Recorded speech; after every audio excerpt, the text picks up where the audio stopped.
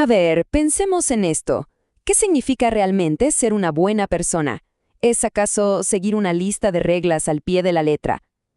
Hoy vamos a explorar un cambio de mentalidad gigantesco, cómo una de las instituciones más antiguas del mundo transformó su visión de la moralidad.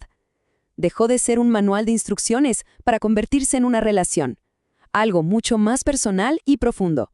Y la verdad es que es un cambio que nos toca a todos. Arranquemos entonces con esta pregunta, que seguro ha dado vueltas en la cabeza de muchos. ¿Ser bueno es simplemente cumplir con una lista de lo que se debe y no se debe hacer? Esta pregunta tan simple en apariencia es la clave de todo lo que vamos a desglosar. Este va a ser nuestro recorrido. Empezamos con el modelo antiguo, esa moralidad basada en reglas. Luego, veremos cómo surgió un llamado al cambio, los primeros intentos que no salieron del todo bien, el momento en que apareció una perspectiva completamente nueva y al final, cómo se llega a esta idea de la moral como una relación viva. Muy bien, viajemos un poco al pasado.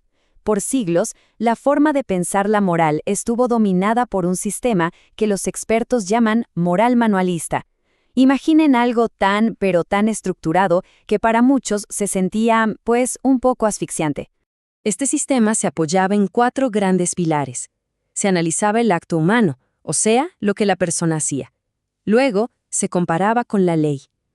La conciencia se veía como una especie de juez interno que aplicaba esa ley, y el resultado final se clasificaba en distintos tipos de pecados. El enfoque estaba casi por completo en lo externo, en la acción visible.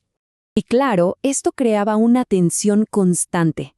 Por un lado, la ley, vista como algo externo, una fuerza que se imponía, y por el otro, la libertad individual.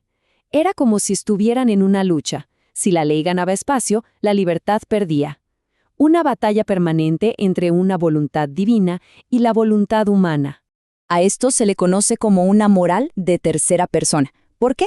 Porque la perspectiva era la de un observador, la de un juez que mira desde afuera. No importaba tanto qué sentía o qué intenciones tenía la persona, sino el acto en sí, lo que se podía ver. La pregunta era simple: ¿qué se hizo y qué regla se rompió? Pero entonces, a mediados del siglo XX, algo empezó a moverse. Llegó el Concilio Vaticano II, que fue como un terremoto que sacudió los cimientos de este sistema tan rígido. Fue un llamado a una renovación total, un verdadero cambio de paradigma. Y aquí, fíjense cómo cambia el lenguaje. Es drástico. Ya no se habla tanto de obedecer leyes, sino de una vocación en Cristo. El foco se mueve hacia un llamado interior, una invitación a vivir de una forma particular, motivada por el amor, por la caridad. Y que quede claro, esto no era un simple ajuste de tuercas, era un intento radical de poner todo patas para arriba. Se buscaba pasar de la pregunta, ¿qué cosas no puedo hacer?, a una mucho más profunda. ¿Cómo respondo yo a este llamado, a esta vocación? Pero bueno, como pasa en casi todas las revoluciones, el camino hacia lo nuevo nunca es una línea recta. Los primeros intentos por construir un sistema diferente se encontraron con sus propios problemas. Una de las teorías más importantes que surgió en ese momento fue la de la opción fundamental. La idea era audaz, hay que decirlo.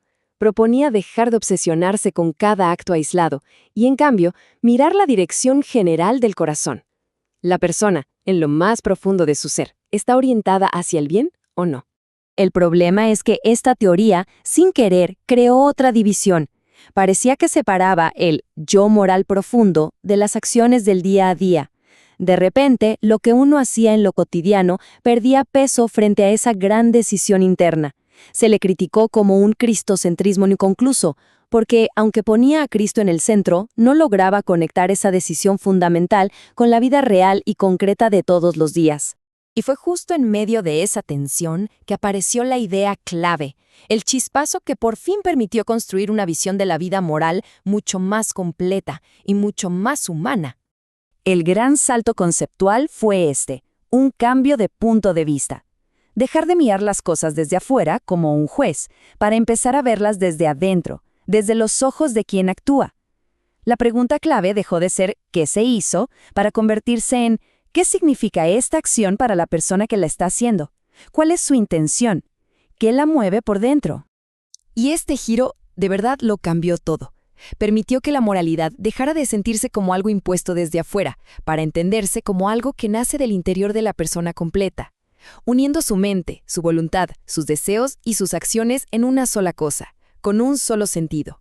Y con esto llegamos al final del camino, una forma de entender la vida moral no como un examen que hay que aprobar, sino como una aventura personal, una historia en constante desarrollo. En resumen, la gran transformación es esta.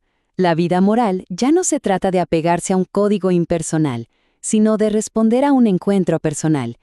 El marco de referencia ya no es la ley, sino el amor y el deseo de construir una amistad, una relación. Así que ahora, el proceso de un acto moral se ve muy diferente. Primero, hay una presencia, como una atracción, un sentirse llamado por algo bueno. Eso nos lleva a un encuentro, un compromiso consciente con ese bien, y todo culmina en la comunión, que es la acción concreta que busca hacer crecer esa relación. Entonces, ¿con qué nos quedamos? Primero, que la moralidad es un proceso que va de adentro hacia afuera, y no al revés. Segundo, que cultivar virtudes como la paciencia o la generosidad es mucho más importante que solo memorizar reglas. El objetivo ya no es cumplir por cumplir, sino construir comunión. Y en definitiva, se trata de la transformación de la persona entera, no solo de sus actos. Y cerramos con esta pregunta, para que quede resonando. ¿Qué cambiaría si viéramos la vida moral no tanto como un esfuerzo constante por evitar errores, sino como un viaje emocionante para llegar a ser personas más íntegras, más plenas? Una idea poderosa, ¿no creen?, que resume perfectamente esta auténtica revolución del pensamiento.